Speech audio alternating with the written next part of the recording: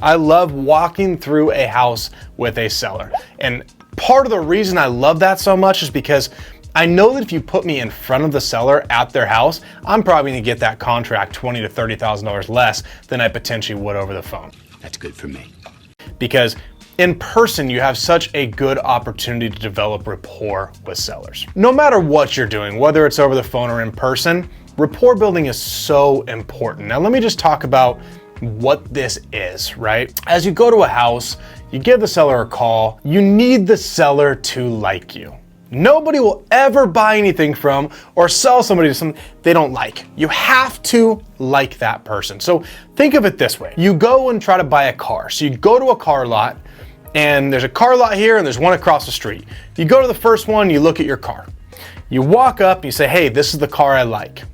If that sales rep's, hey, how are you today? What can I show you? And they're just really spending time talking with you, you're gonna immediately start to like that person. If you go to car lot B across the street and you walk in and the guy just immediately treats you like crap. You said cars pick their drivers. Well, sometimes they pick a driver with a cheap ass phone off the car. He looks at you like you can't afford the car. He's not wanting to show you the car. He's not wanting you to test drive the car, right? Which lot are you gonna go to? You're gonna wanna be with the one that built rapport with you, the person you like and wanna do business with. How much for the Trans Am? 200 grand, no payments till January. I'll take it. This is no different when you talk about talking to a seller on the phone or walking a house. The seller has to like you. Now, don't be fake about it, right? I mean, you want to sit and genuinely care about this person. When you first talk to someone, you're not just saying, hey, tell me about the house. That's not rapport building. Hey, how are you today? Oh, good. Oh, you know, it's Monday. What'd you do for the weekend? Oh, you saw family? Oh my gosh, that's great. So your family lives nearby? And you're spending time asking them questions, genuine questions about their life. Now, if you're at the house and the person lives there, right, this is such a good opportunity to build rapport because you're looking at the pictures on the walls. You're saying, oh my gosh, who's in the pictures here? Oh, your grandkids. Oh my gosh, that's fantastic. Do they live nearby? Oh, do you see them often? Oh man, is this a picture of them playing soccer? Oh, where do they play? You're asking them questions with a care, right? You're genuinely caring about what it is they have to say. And you're using that opportunity to develop a relationship with that seller. Now, whether you close the deal or not at that point, if the seller likes you, most likely they're gonna pick up your phone calls going forward. If they didn't like you, that'll probably be the last time you ever talk to that seller. You serious? So as you're walking through this house, make sure that you're talking to these people, right? You're not walking through and going with a checklist in your hand going, oh my God, got to replace the flooring. That's going to be 10 grand. Oh my God, that bathroom. Oh, how do you even shower in here? That's a piece of crap. Oh, that's going to be 30 grand. Oh my God, I don't know how you live like this. You're never going to get anywhere doing that.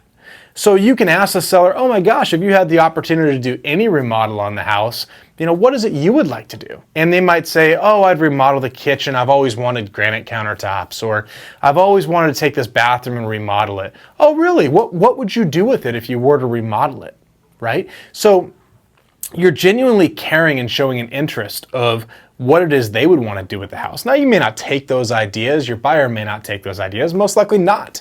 But what you're doing at that point is you're showing them that you care about them. If it is an older person you're talking to, rapport is even more important because they may have owned this house for 40, 50 years. And this house to them has been in their family for so long, you don't want to say anything bad about it. So if they say, oh, I've always wanted to rip out this shower and replace it with a nice tile shower, you could say, oh my gosh, yeah, I think that would look fantastic in here. But I mean, it looks good the way it is too. It does just need a little bit of sprucing up, but overall, you've done a great job taking care of the place, Mr. Seller. And you work with the person. You never put down their house. Even if they do it, you never do it, because that will take your rapport building and just throw it out the window. That's the last thing you want to do. Now, if you're over the phone with someone, it does make it more difficult because you're not able to see their facial expressions. You're not able to read that. But what you need to do is you need to match their tone. So you need to make sure that as someone talks to you, if they're talking really gentle, you're talking really gentle. If someone's a type A personality like me, where I'm talking to you and I'm just direct and to the point where I'm going to talk for 5 seconds versus a minute if it will do. At that point in time, you need to get that way a little more too. You're not competing with the seller, but you're also matching more what the seller wants, because a type A person is not going to sit and just listen to you. They're not going to sit through an entire iPad presentation. You need to make sure you're a little bit quicker with these people. So it's so important to match your seller when you're out there, whether you're over the phone, whether you're in person. So always when talking with a seller, you need to make sure that that seller sees you as a friend. They see you as someone that they can share with. Now, if you walk in and all you care about is the house, how many bedrooms, how many bathrooms, what remodel have you done? You're just throwing house questions at them. You're not taking the time to build personal rapport with them. That seller, when you walk out that door or you hang up that phone, they need to be thinking, man, that was a nice young man. Man, that was a nice young lady. And I really would like to talk to that person again. And sometimes, like when we do our follow-up with people, we just call them and say, oh, hey, Bob, how are you? Bob's going to go, oh, who's this? Oh, hey, it's Scott. We talked a couple weeks ago about your house there. Oh, hey, Scott, how are you? And then we just sit and have a conversation. Now, I'm not jumping right into, Bob, are you ready to sell yet? I'm just sitting and talking with them. Hey, Bob, you got big plans for the weekend? No. Oh, my gosh, you're just going to be sitting around this weekend? Man, that must be nice. I like to do that every once in a while as well. You're not going to do anything. You're not going to go to the store. You're not going to do anything this weekend. You're going to sit. He might just say, oh, yeah, it's just time to relax. It's been a rough week. Oh, my gosh, I'm sorry you had a rough week. What's going on?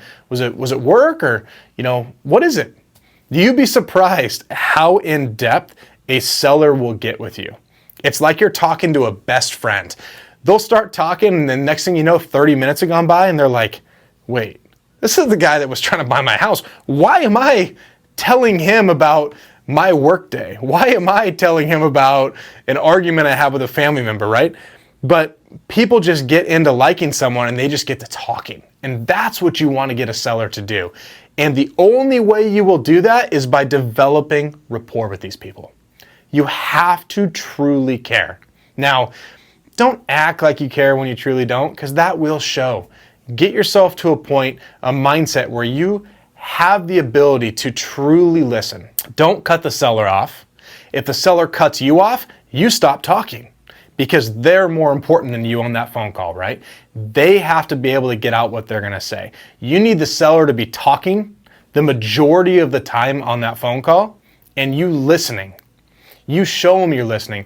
Yeah, oh my gosh, I'm sorry you dealt with that. That type of thing. So they know you're genuinely interested in that conversation.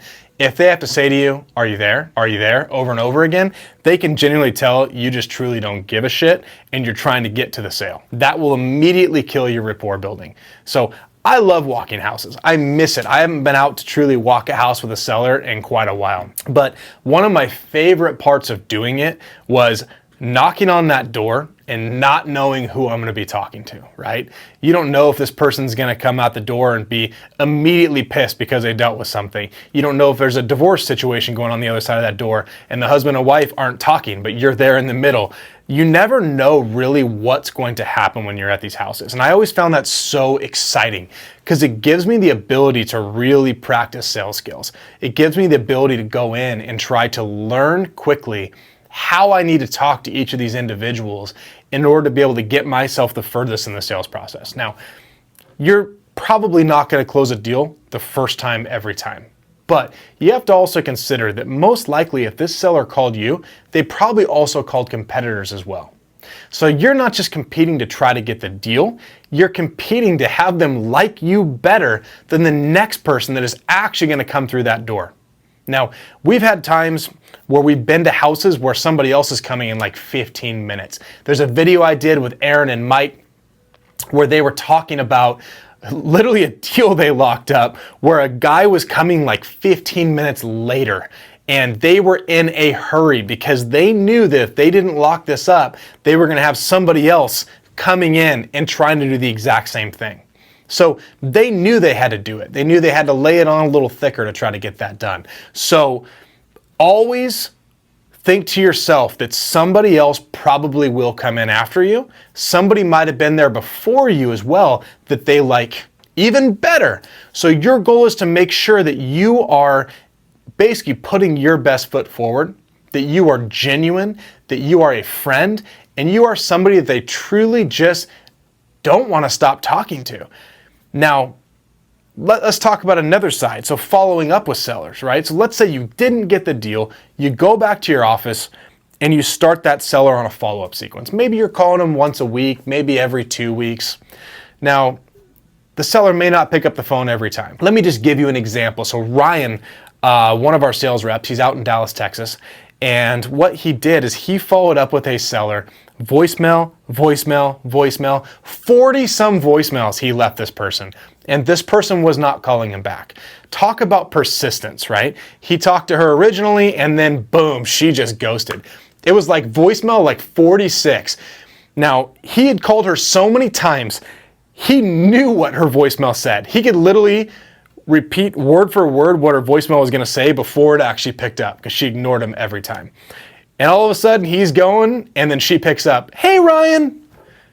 And he was speechless. Like, oh, hey, because she had truly ignored him because she wasn't ready. She says, "Hey, Ryan, I'm still not ready yet, but I figured I'd pick up and surprise you." And he says, "Oh my gosh, okay, when are you gonna be ready? When should I follow up?" She said, "Oh, just keep leaving me voicemails. I'll let you know when I'm ready." Click. We bought that house. We actually bought that house. I couldn't tell you from start to finish how long that one took, but Ryan had such a good impression with that seller the first time he met with her. And then voicemail. I mean, we're talking 40 some voicemails here. And then the fact that she just picks up, she knew what she was doing, but she was not ready yet. So always make sure that you build the rapport while you can, because let's say Ryan went to that appointment and he did not build that rapport on appointment 1. She probably would have never sold that house to us. She probably would have never jokingly picked up and said, "Hey, I'm just messing with you today." She would have never done that. But Ryan did such a good job at listening to that seller, becoming a friend and building rapport with them, that we were able to get that house locked up down the road and make money off it. So never assume what a seller will or will not do. Your job is to build rapport with that seller, become a friend with that seller. And I'm going to keep repeating it. Build rapport with that seller, become a friend with that seller, and keep following up with them. Now, not all of them work out. You may have a year down the road even following up with someone and they sell to someone else for $3,000 higher than you. It will happen. But then you have to start looking back and saying, "Hey, what could I have done better to try to get this deal?" Right? You're not going to win them all. If we did, I mean, that would be fantastic. I would love it, but you're just not going to win them all. I've got a great team and we still don't lock up every deal. So don't get down on yourself when you don't lock it up. Use that as a learning experience to figure out what you could do better next time.